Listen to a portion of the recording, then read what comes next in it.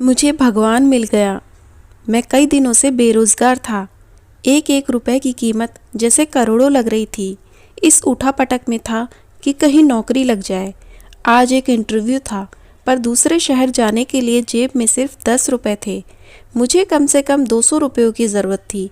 अपने इकलौते इंटरव्यू वाले कपड़े रात में धो, पड़ोसी के प्रेस मांग के तैयार कर पहन, अपनी योग्यताओं की मोटी फाइल बगल में दबाकर 2 बिस्किट खा के निकला।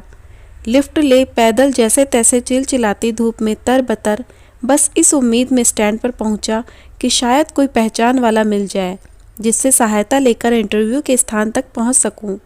काफ़ी देर खड़े रहने के बाद भी कोई नहीं दिखा। मन में घबराहट और मायूसी थी। क्या करूंगा, अब कैसे पहुंचूंगा? पास के मंदिर में जा पहुंचा। दर्शन कर सीढ़ियों पर बैठा था। मेरे पास में ही एक फ़कीर बैठा था। उसके कटोरे में मेरी जेब और बैंक अकाउंट से भी ज़्यादा पैसे पड़े थे। मेरी नज़रें और हालात समझ के बोला, कुछ मदद चाहिए क्या? मैं बनावटी मुस्कुराहट के साथ बोला, आप क्या मदद करोगे? चाहो तो मेरे पूरे पैसे रख लो। वो मुस्कुराता बोला। मैं चौंक गया। उसे कैसे पता मेरी ज़रूरत? मैंने कहा, क्यों? शायद आपको ज़रूरत है। वो गंभीरता से बोला, हाँ है तो, पर तुम्हारा क्या? तुम तो दिन भर मांग के कमाते हो। मैंने उसका पक्ष रखते हुए कहा।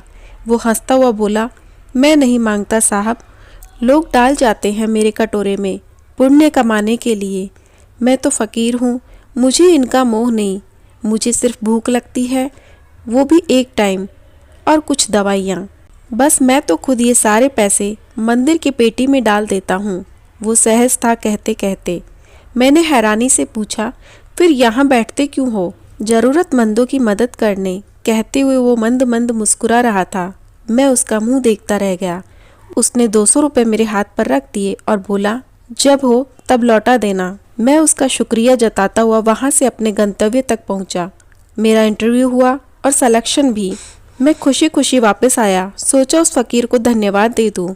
मैं मंदिर पहुँचा। बाहर सीढ़ियों पर भीड़ लगी थी। मैं घुस के अंदर पहुँचा। देखा वही फ़कीर मरा पड़ा था। मैं भौचक्का रह गया। मैंने दूसरों से पूछा, ये कैसे हुआ? पता चला वो किसी बीमारी से परेशान था, सिर्फ दवाइयों पर जिंदा था।